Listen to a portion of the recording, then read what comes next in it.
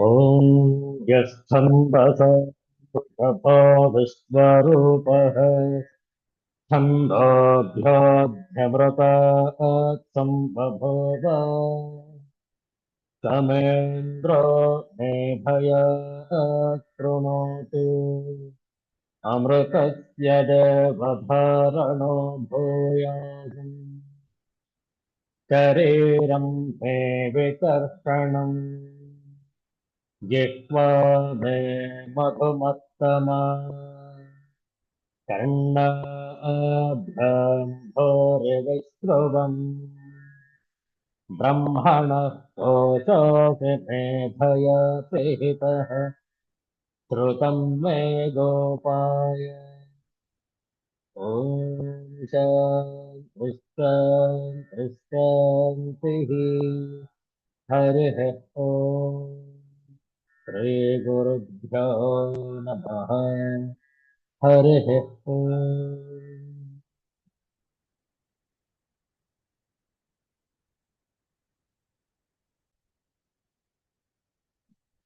Universal prayer. Let's stand this together. Oh hidden light, vibrant in every atom. Oh hidden light, shining in every creature. Oh hidden light, embracing all in oneness. May each who feels himself as one with thee know he is also one with every other. Om Shanti Shanti Shanti.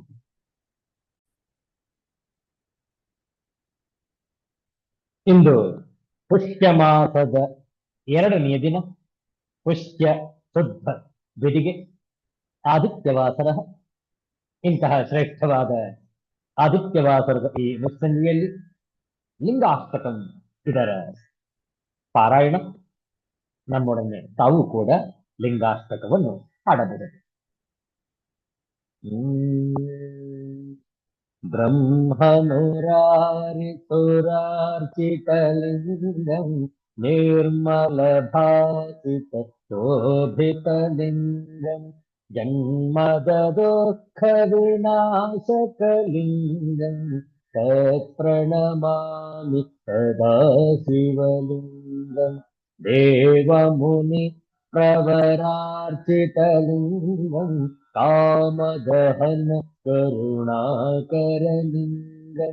रावणदर्पविनाशनलिङ्गम् तत्प्रणमामि सदा शिवलिङ्गम् सर्वसुगन्धसुलेपितलिङ्गम् बुद्धिविवर्धन कारणलिङ्गम् सिद्धसुरासुरवन्दितलिङ्गम् तत्प्रणमामि सदा शिवलिङ्गम् कनकमहामणि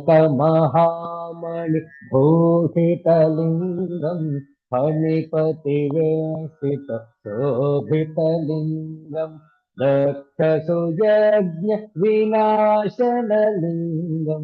तत्प्रणमामि सदा शिवलिङ्गम् कुङ्कुमचन्दनलेपितलिङ्गम् पङ्कजहार सुशोभितलिङ्गम् कञ्चितपाप विनाशनलिङ्गम् तत्प्रणमामि सदा शिवलिङ्गम् देवगणार्चितसेवितलिङ्गम् भावैर्भक्तिभिरेव च लिङ्गम् दिनकरकोटिप्रभाकरलिङ्गम् तत्प्रणमामि सदा शिवलिङ्गम् अष्टबलोपरिवेष्टितलिङ्गम् सर्वसमुद्भव कारणलिङ्गम् अष्टदरिद्र विनाशनलिङ्गम् तत्प्रणमामि सदा शिवलिङ्गम् सुरगुरु सुरवर पूजितलिङ्गम् सुरवन पुष्पसदार्चितलिङ्गम् परात्परम् परमात्मकलिङ्गम् तत्प्रणमामि सदा शिवलिङ्गम् तत्प्रणमामि सदा शिवलिङ्गम् लिङ्गास्तकमिदं पुण्यं यः पठेत् शिवसन्निधौ शिवलोकमवाप्नोति शिवेन सह मोदते हर हर नमः पार्वतीपतये हर हर ಮಹಾದೇವ 2 ನಿಮಿಷ ನಾಮ ಜಪ ನಾವು ಹೇಳಿಕೊಟ್ಟ ನಂತರ ತಾವು ಪುನರಾವರ್ತಿಸಬಹುದು. ಓಂ ನಮೋ ಭಗವತೆ ವಾಸುದೇವಾಯ. ಓಂ ನಮೋ ಭಗವತೆ ವಾಸುದೇವಾಯ. ದ್ವಾದಶಾಕ್ಷರಿ ಮಂತ್ರ, 12 ಅಕ್ಷರಗಳು ಉಳ್ಳಂತಹ ದಿವ್ಯವಾದ ಮಂತ್ರ. ಭಕ್ತ ಧ್ರುವನಿಗೆ ಉಪದೇಶ ಮಾಡಿದಂತಹ ಶ್ರೀ ನಾರದ ಮಹರ್ಷಿಗಳು ಉಪದೇಶ ಮಾಡಿದಂತಹ ಮಂತ್ರ ಇದು. ಹೇಳಿಕೊಡ್ತೇವೆ, ಪುನರಾವರ್ತಿಸುವುದು. ಓಂ ನಮೋ ಭಗವತೆ ವಾಸುದೇವಾಯ.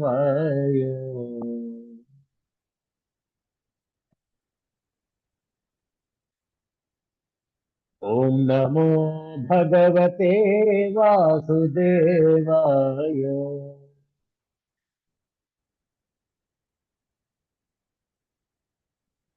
ಓಂ ನಮೋ ಭಗವತೆ ವಾಸುದೇವಾಯ.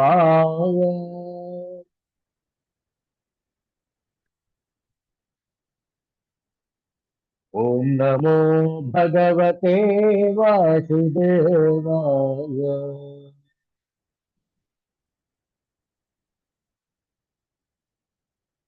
ಓಂ ನಮೋ ಭಗವತೆ ವಾಸುದೇವಾಯ. ಓಂ ನಮೋ ಭಗವತೆ ವಾಸುದೇವಾಯ.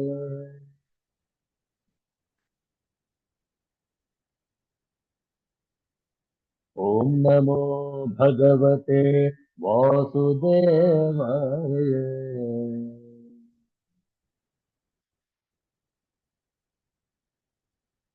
ಓಂ ನಮೋ ಭಗವತೆ ವಾಸುದೇವಾಯ.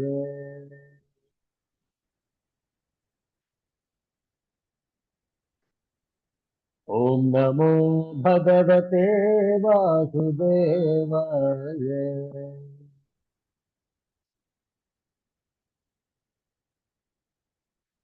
ಓಂ ನಮೋ ಭಗವತೆ ವಾಸುದೇವಾಯ.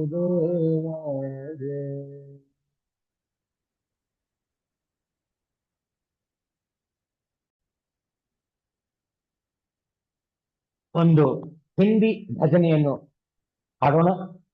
ಅತ್ಯಂತ ಮಾರ್ಮಿಕವಾಗಿದೆ ಈ ಭಜನೆಯ ಸಾಲುಗಳು. ತಾವು ಅರ್ಥ ಮಾಡಿಕೊಂಡು ನಾವು ಹೇಳಿಕೊಟ್ಟ ನಂತರ ಪುನರಾವರ್ತಿಸುವುದು. ಒಂದು ಹಿಂದಿ ಭಜನೆ. गोविंद मेरी यह प्रार्थना है,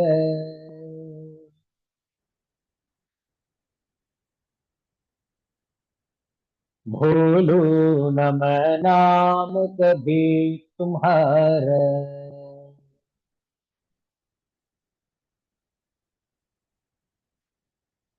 ये नाम तेरे दिन रात गाऊं,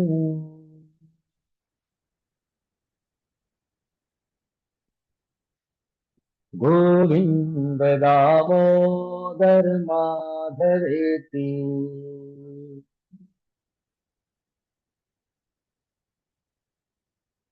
हे कृष्ण हे यादव हे सखेति।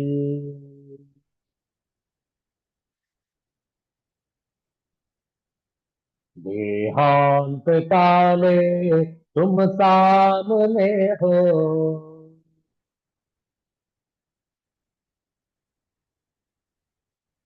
वंशी बजाते मन को लुभाते।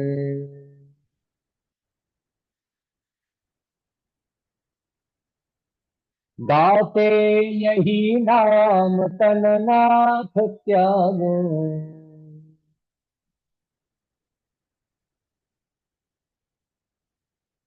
गोविंद दामोदर माधवेति।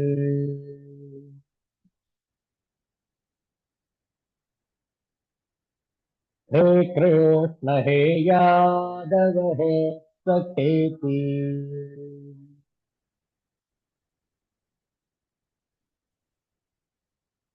प्यारे जरा तो मन में विचारे।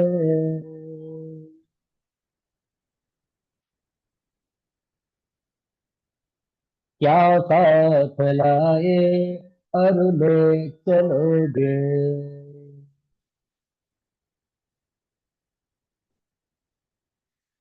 जाए यही साथ सदा तुम्हारे।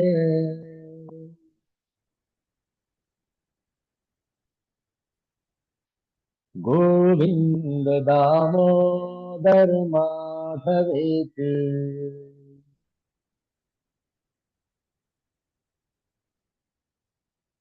हे कृष्ण हे यादव हे सखेति।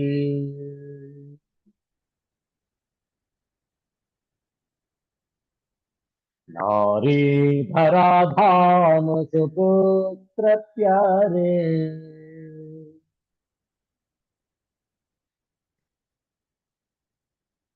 कल प्रसद बांधव मित्र सारे।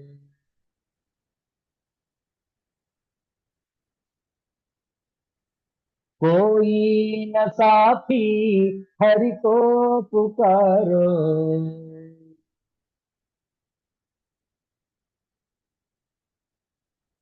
गोविंद दामोदर माधवेति।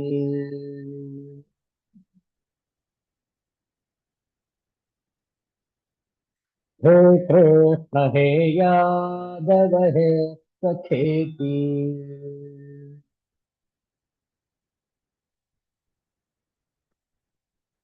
नाता भला क्या जग से हमारा।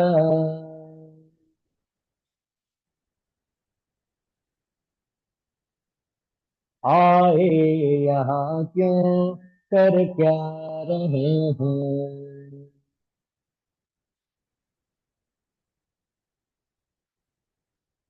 सोचो विचारो हरि को पुकारो।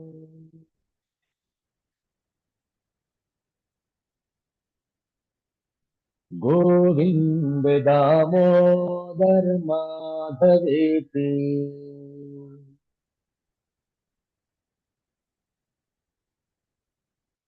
हे कृष्ण हे यादव हे सखेति।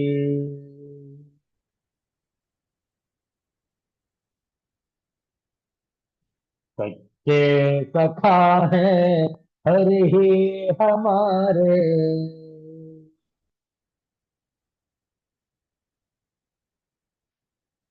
माता पिता शील सुबंधु प्यारे।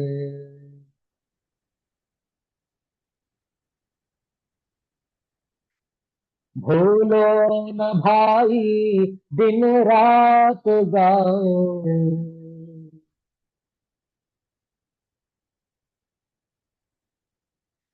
गोविंद दामोदर माधवेति।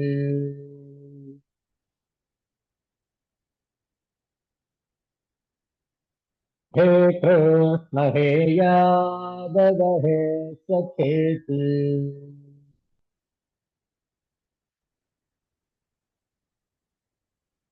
हे कृष्ण हे यादव हे सखेति।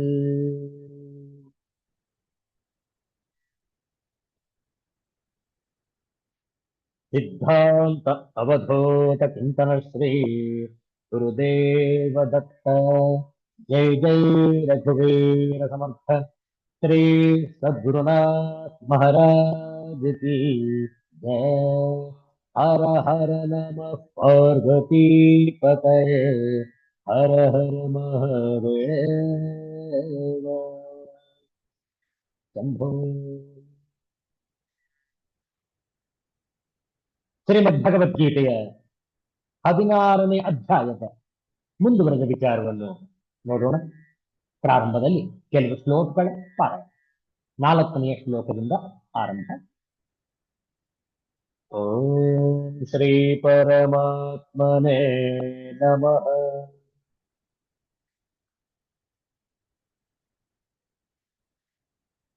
ಅಥ ಷೋಡಶೋऽಧ್ಯಾಯಃ.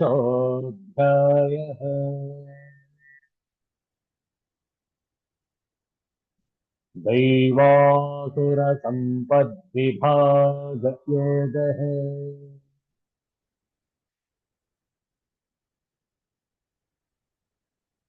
श्रीभगवानुवाच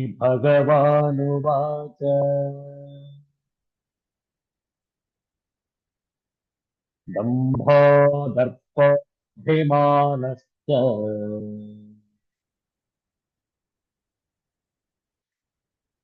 क्रोधः पारुष्यमेव च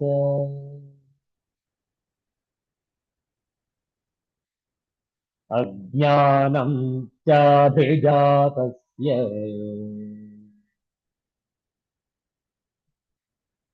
पार्थसम्पदमासुरी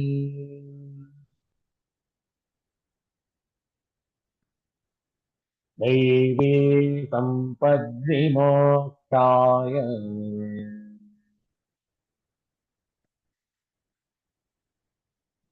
निबन्धायासुरीमत।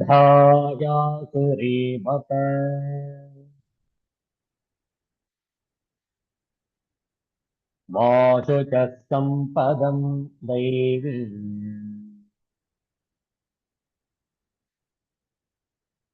अभिजातोऽसि पाण्डव।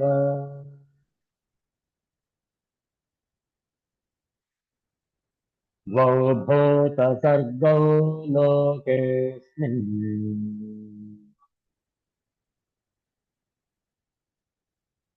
दैव आसुर एव च।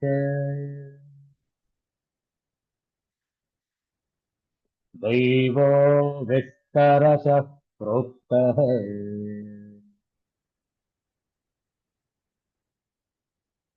आसुरं पार्थ मे शृणु।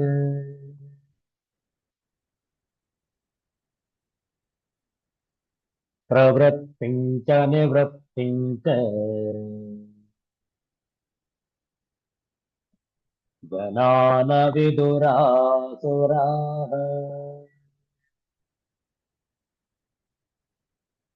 न शौचं नापि चाचारः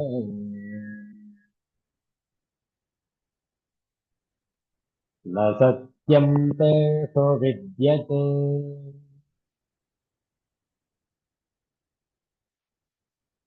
असत्यमप्रतिष्ठन्ते जगदाहुरनीश्वरम्। अपरस्परसम्भूतम् किमन्यत् कामहैतुकम्।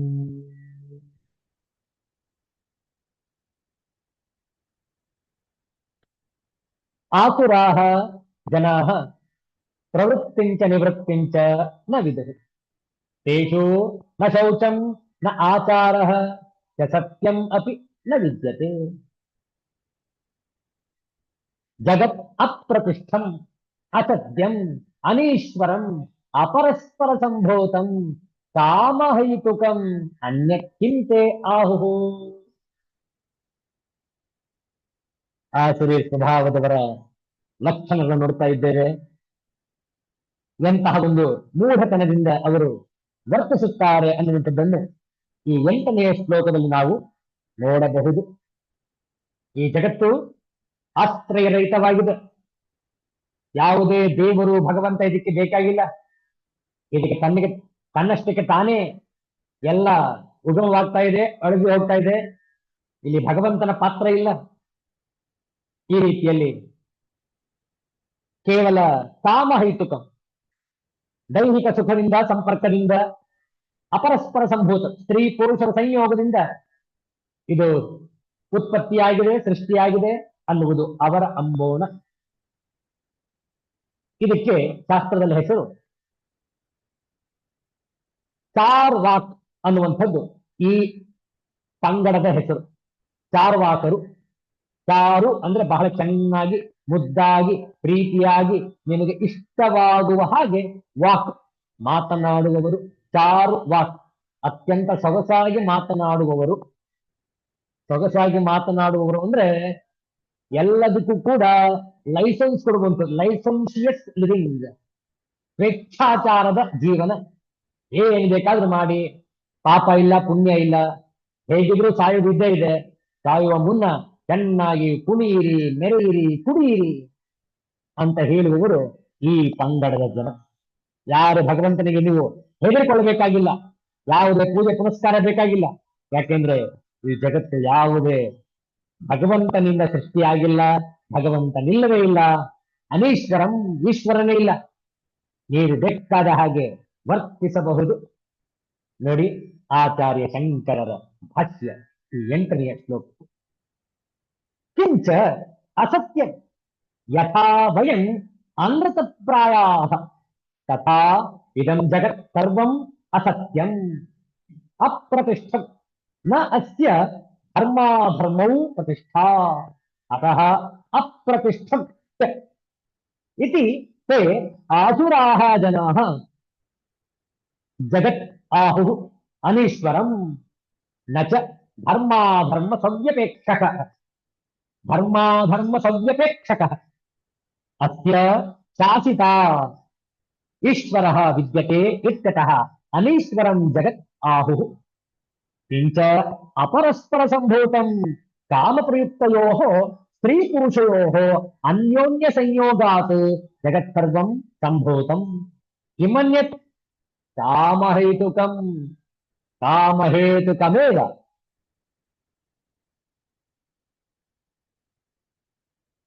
क्षम्यतां कामहेतुकमेव कामहेतुकं किमन्यत् जगतः कारणं न किंचित् अदृष्टं धर्माधर्मादि कारणान्तरं विद्यते जगतः काम एव प्राणिनां कारणम् इति ಲೋಕಾಯತಿಕ ದೃಷ್ಟಿರಿಯಂ. ನೋಡಿ ಎಂತಹ ಮಾತುಗಳು ಈ ಆಸುರಿ ಸ್ವಭಾವದವರಲ್ಲಿ. ಈ ಜಗತ್ತೇನು ಅಸತ್ಯ, ಅಸತ್ಯವು. ನಾವು ಹೇಗೆ ಸುಳ್ಳು ಹೇಳುವುದೆಂಬುದೇ ಪ್ರಚುರವಾಗಿರುವೆವೋ ಅದರಂತೆ ಈ ಜಗತ್ತೆಲ್ಲವೂ ಅಸತ್ಯಮಯವಾಗಿರುತ್ತದೆ. ಸತ್ಯ ಅಮೃತ, ಧರ್ಮ ಅಧರ್ಮ, ಫಲ ಈಶ್ವರ ಎಂಬ ವಿಭಾಗವನ್ನು ಅಸುರರು ಒಪ್ಪುವುದಿಲ್ಲವೆಂದು ಭಾವ. ಜಗತ್ತು ಸತ್ಯವೇ ಅಲ್ಲವೇ ಎಂಬುದು ಪ್ರಕೃತವಲ್ಲ. ಅಸುರರು ಈ ಧರ್ಮ ಅಧರ್ಮಗಳನ್ನು ಒಪ್ಪುವುದಿಲ್ಲ, ಸತ್ಯ ಅನೃತ ಒಪ್ಪುವುದಿಲ್ಲ, ಫಲ ಈಶ್ವರ ಅದನ್ನೇನು ಹೇಳ್ತಾ ಇರೋದು.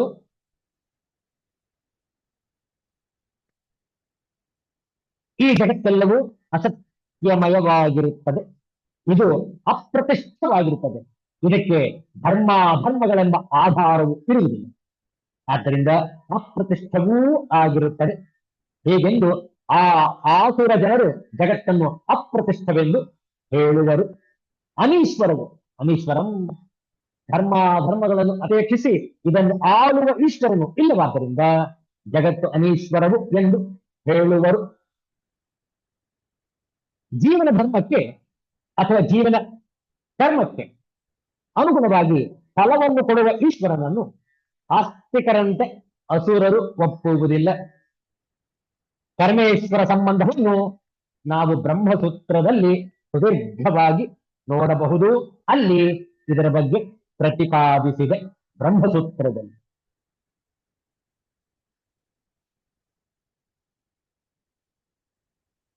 ಧರ್ಮಗಳನ್ನು ಅಪೇಕ್ಷಿಸಿ ಇದನ್ನು ಆಳುವ ಈಶ್ವರನು ಇಲ್ಲವಾದ್ದರಿಂದ ಜಗತ್ತು ಅನೀಶ್ವರವು ಎಂದು ಅಸುರ ಜನರು ಹೇಳುವರು.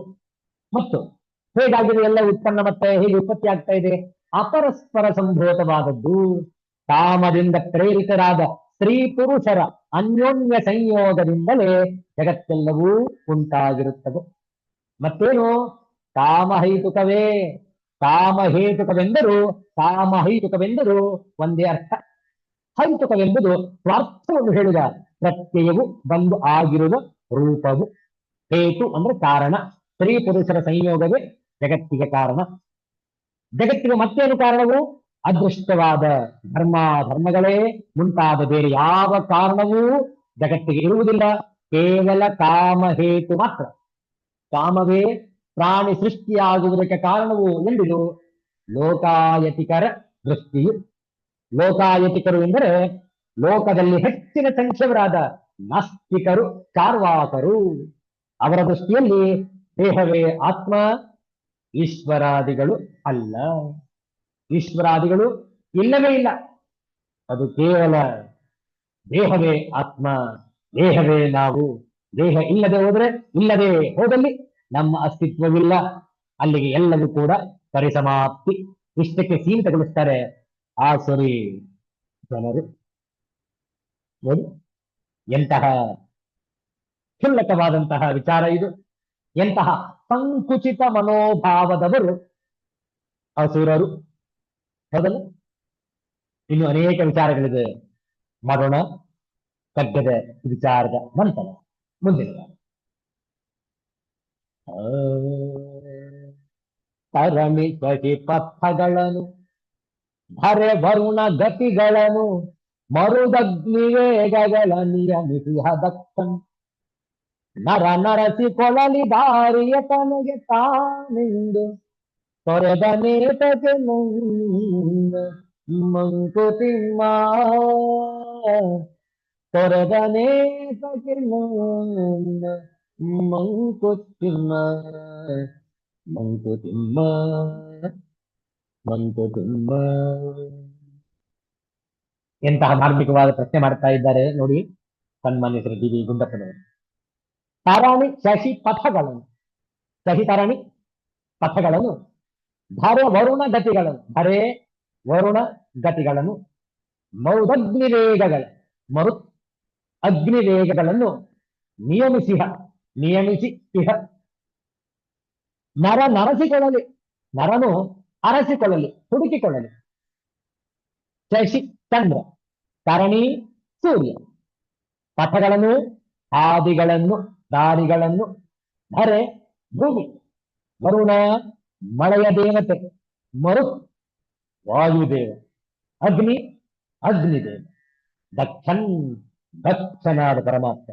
ಅರಸಿಕೊಳ್ಳಲಿ, ಹುಡುಕಿಕೊಳ್ಳಲಿ, ಅಥವಾ ತನಗೆ ತಾನೇ ಆ ಮನುಷ್ಯನು ತಾನೇ ಕಂಡುಕೊಳ್ಳಲಿ ಅನ್ನುವ ಅರ್ಥ. ತಾತ್ಪರ್ಯ ನೋಡಿ. ಆ ದಕ್ಷನಾದ ಸರ್ವಶಕ್ತನಾದ ಪರಮಾತ್ಮನು ತಾನೇ ಸೃಷ್ಟಿಸಿದ ಸೂರ್ಯ, ಚಂದ್ರ, ಭೂಮಿ, ಮಳೆ, ಗಾಳಿ, ಅಗ್ನಿ ಮುಂತಾದವುಗಳ ವೇಗವನ್ನು ನಿಯಂತ್ರಿಸುತ್ತಿದ್ದಾನೆ. ಆದರೆ ಮನುಷ್ಯರಿಗೆ ಮಾತ್ರ ತಮ್ಮ ತಮ್ಮ ವೇಗವನ್ನು ತಾನೇ ನಿಯಂತ್ರಿಸಿಕೊಳ್ಳಲಿ ಎಂದು ಏಕೆ ಬಿಟ್ಟನೋ ಎಂದು ಒಂದು ಸುಂದರ ಪ್ರಶ್ನೆಯನ್ನು ತಮಗೆ ತಾವೇ ಕೇಳಿಕೊಳ್ಳುತ್ತಾ ನಮ್ಮ ಮುಂದಿಟ್ಟಿದ್ದಾರೆ ಮಾನ್ಯ ಗುಂಡಪ್ಪನವರು ಈ ಮುಕ್ತಕದ. ನೋಡುವ ಮತ್ತೊಮ್ಮೆ. ತರಣಿ ಶಶಿ ಪಥಗಳನ್ನು, ತರಣಿ ಸೂರ್ಯ, ಶಶಿ ಚಂದ್ರ, ಸೂರ್ಯ ಚಂದ್ರ ಪಥಗಳನ್ನು, ತರಣಿ ಶಶಿ ಪಥಗಳನ್ನು, ಹರೆ ವರುಣ ಗತಿಗಳನ್ನು, ಮರುದಗ್ನಿ ವೇಗಗಳ ನಿಯಮಿಸಿ ಹರಕ್ಕನ್. ನರ ನರಸಿಕೊಳ್ಳಲಿ ದಾರಿಯ ತನಗೆ ತಾನೆಂದು ತೊರೆದ ನೇತಕ್ಕೆ Mankutimma. Mankutimma Mankutimma. God has defined the rules on how the sun, the moon, the earth should move, when should rain, how fast the wind should blow, how sharp must the fire burn, etc. All are ruled by God.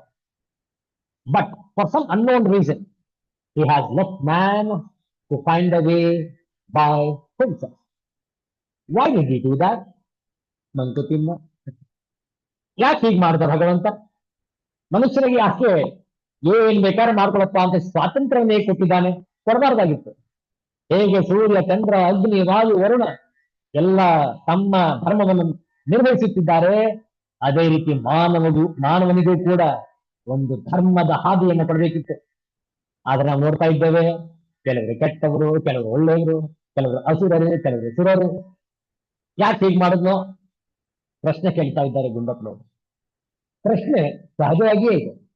ಏಕೆಂದರೆ ಗುಂಡಪ್ಪನವರ ಮೇಲೆ ಉಲ್ಲೇಖಿಸಿದ ಈ ಸೂರ್ಯ, ಚಂದ್ರ, ಭೂಮಿ, ಮಳೆ, ಗಾಳಿ, ಅಗ್ನಿ ಮುಂತಾದವುಗಳು ಸಂಪೂರ್ಣವಾಗಿ ಆ ಪರಮಾತ್ಮನ ಅಧೀನದಲ್ಲಿದೆ, ನಿಯಂತ್ರಣದಲ್ಲಿವೆ. ಆದರೆ ಅವುಗಳಿಗೂ ಸ್ವಾತಂತ್ರ್ಯವಿದ್ದರೂ ಸ್ವೇಚ್ಛೆ ಇಲ್ಲ ಎಂಬುದು ಅರ್ಥ. ಪರಿಪೂರ್ಣತೆಯಿಂದ ಕೂಡಿದ ಈ ಸೃಷ್ಟಿಯಲ್ಲಿ ಸಕಲವೂ ಪರಿಪೂರ್ಣವೇ. ಮಾನವನ ಬುದ್ಧಿಯ ಹೊರತು ತನ್ನ ಮಿತಿಗಳನ್ನು ಅರಿತರೂ ಅದನ್ನು ಉಲ್ಲಂಘಿಸಿ ಹೋಗುವ ಉದ್ಧಟತನ ಈ ಮನುಷ್ಯನಿಗೆ. ಈ ಸೂರ್ಯ, ಚಂದ್ರ, ಭೂಮಿ, ಮಳೆ, ಗಾಳಿ, ಅಗ್ನಿ ಮುಂತಾದವುಗಳಿಗೆ ಧರ್ಮವು ಮಾತ್ರ ನಿಗದಿತ. ಅವುಗಳ ಧರ್ಮವೇ ಕರ್ಮವಾಗಿರುತ್ತದೆ. ಆದರೆ ಮನುಷ್ಯ ಮಾತ್ರ ಧರ್ಮ ಕರ್ಮಗಳ ನಡುವೆ ತನಗಿಷ್ಟ ಬಂದಂತೆ ಗೆರೆ ಎಳೆದುಕೊಂಡಿದ್ದಾನೆ. ಸೂರ್ಯಾದಿಗಳನ್ನೆಲ್ಲ ಸಂಪೂರ್ಣವಾಗಿ ನಿಯಂತ್ರಿಸುವ ಆ ಪರಮಾತ್ಮ ಮಾನವನಿಗೆ ಮಾತ್ರ ಸ್ವಲ್ಪ ಸ್ವಾತಂತ್ರ್ಯವನ್ನು ಕೊಟ್ಟು ತನ್ನ ದಾರಿಯನ್ನು ತಾನೇ ನಿಗದಿಪಡಿಸಿಕೊಳ್ಳಲಿ ಎಂದು ಬಿಟ್ಟಿದ್ದಾನೆ. ಮನುಷ್ಯನಿಗೆ ಹೀಗೆ ಸ್ವಲ್ಪ ಸ್ವಾತಂತ್ರ್ಯವನ್ನು ಇತ್ತ ಆ ದೇವನೇ ಧರ್ಮದ ಹಾದಿಯನ್ನು ತುಳಿಯುವ ಪರಿಯನ್ನು ವೇದ, ಉಪನಿಷತ್ತು, ಭಾಗವತ, ಭಗವದ್ಗೀತೆ, ಪುರಾಣ, ಕಾವ್ಯ ಮುಂತಾದವುಗಳ ಮೂಲಕ ಕೊಟ್ಟಿದ್ದಾನೆ. ಇವುಗಳನ್ನು ಓದಿ ಅರಿತು ನಿನ್ನ ಮಿತಿಯನ್ನು ಅರಿತುಕೋ, ನಿನ್ನ ಧರ್ಮವನ್ನು ಅರಿತುಕೋ, ಉದ್ಧರೇ ಆತ್ಮನಾತ್ಮಾನಂ ಎಂದು ಹೇಳುತ್ತಾ ನಿನ್ನ ಉದ್ಧಾರದ ದಾರಿಯನ್ನು ನೀನೇ ಕೊಂಡುಕೋ ಎಂದು ಒಂದು ಅಮೌಖಿಕ ಮತ್ತು ಸೂಕ್ಷ್ಮ ಆದೇಶವನ್ನು ಇಟ್ಟಿದ್ದಾನೆ. ನಾವು ಮಾನವರು ಸಹ ಅನ್ಯ ಸಕಲ ಜೀವಿಗಳಂತೆಯೇ ದೈವಕ್ಕೆ ಅಧೀನರಾಗಿಯೇ ಇದ್ದೇವೆ. ಆದರೆ ಆ ಪರಮಾತ್ಮ ನೀಡಿದ ಅಲ್ಪ ಸ್ವಾತಂತ್ರ್ಯದಿಂದ ನಾವು ರೂಢಿಸಿಕೊಂಡ ಸ್ವಾರ್ಥ, ಮಮಕಾರ, ವ್ಯಾಮೋಹ, ಅಹಂಕಾರ, ದ್ವೇಷ ಮುಂತಾದ ದುರ್ಬುದ್ಧಿಗಳಿಂದ ನಮ್ಮ ವಿವೇಕ ಕೊಂದು ಹೋಗಿ ನಮ್ಮ ಮಿತಿ ಮತ್ತು ಕ್ಷಮತೆಯನ್ನು ಅರಿಯಲಾಗದೆ ಅಥವಾ ಅರಿಯಲು ಪ್ರಯತ್ನವನ್ನು ಪಡದೆ ದಿಕ್ಕು ತಪ್ಪಿದ ಸ್ಥಿತಿಯಲ್ಲಿದ್ದೇವೆ. ನಾವು ದೈವಕ್ಕೆ ಅಧೀನ ಎಂದು ಅರಿತಿದ್ದರೂ, ನಮಗೆ ಮಿತಿಗಳು ಇವೆ ಎಂದು ಅರಿತಿದ್ದರೂ ನಾವು ಈ ಲೋಕದಲ್ಲಿ ಸ್ಥಿರವಾಗಿ ಇರುತ್ತೇವೆ ಎನ್ನುವ ಮೂಲ ಅಹಂಭಾವದಿಂದ ಅಹಂಕಾರವನ್ನು ಬೆಳೆಸಿಕೊಂಡು ಮೆರೆಯುತ್ತಿದ್ದೇವೆ. ನಮಗೆ ಸಿಕ್ಕ ಸ್ವಾತಂತ್ರ್ಯದಲ್ಲಿ ನಮ್ಮ ಮಿತಿಗಳನ್ನು ಅರಿತು ನಡೆದರೆ ನಮಗೂ ಹಿತ ಮತ್ತು ನಾವಿರುವ ಈ ಸಮಾಜಕ್ಕೆ ಹಿತ. ಎಷ್ಟು ಸೊಗಸಾಗಿತ್ತು ಅಲ್ಲ ಈ ವಿಚಾರ. ಆದ್ದರಿಂದ ಈ ಆಸುರಿ ಸಂಪತ್ತನ್ನು ನಾವು ಅರ್ಥ ಮಾಡಿಕೊಂಡು ಅದರಿಂದ ದೂರ ಉಳಿಯಲು ಪ್ರಯತ್ನಿಸೋಣ. ಹಾಗೆ ಅಧರ್ಮದ ಹಾದಿಯಲ್ಲಿ ನಡೆಯುತ್ತಿರುವವರನ್ನೂ ಕೂಡ ಸರಿದಾರಿಗೆ ತರಲು ನಮ್ಮ ಪ್ರಯತ್ನವನ್ನು ಮಾಡೋಣ. ಬಂದರೆ ಒಳ್ಳೆಯದು, ಬಾರದಿದ್ದರೆ ಅವರ ಕರ್ಮ ಅವರಿಗೆ. ಮುಂದಿನ ವಾರ ವಿಚಾರವನ್ನು ಮುಂದುವರಿಸೋಣ. ಈಗ ಶಾಂತಿ ಮಂತ್ರ. ಓಂ ಸರ್ವೇ ಭವಂತು ಸುಖಿನಃ, ಸರ್ವೇ ಸಂತು ನಿರಾಮಯಾಃ, ಸರ್ವೇ ಭದ್ರಾಣಿ ಪಶ್ಯಂತು, ಮಾ ಕಶ್ಚಿತ್ ದುಃಖಭಾಗ್ ಭವೇತ್. ಓಂ ಶಾಂತಿ ಶಾಂತಿ ಶಾಂತಿ. ಹರಿಃ ಓಂ. ಶ್ರೀ ಗುರುಭ್ಯೋ ನಮಃ. ಹರಿಃ ಓಂ. ಮತ್ತೆ ಭೇಟಿಯಾಗೋಣ. ಎಲ್ಲರಿಗೂ ಒಳಿತಾಗಲಿ, ಎಲ್ಲರಿಗೂ ಸಿದ್ಧವಾಗಲಿ. ಜೈ ಶ್ರೀ ಗುರುದೇವರು.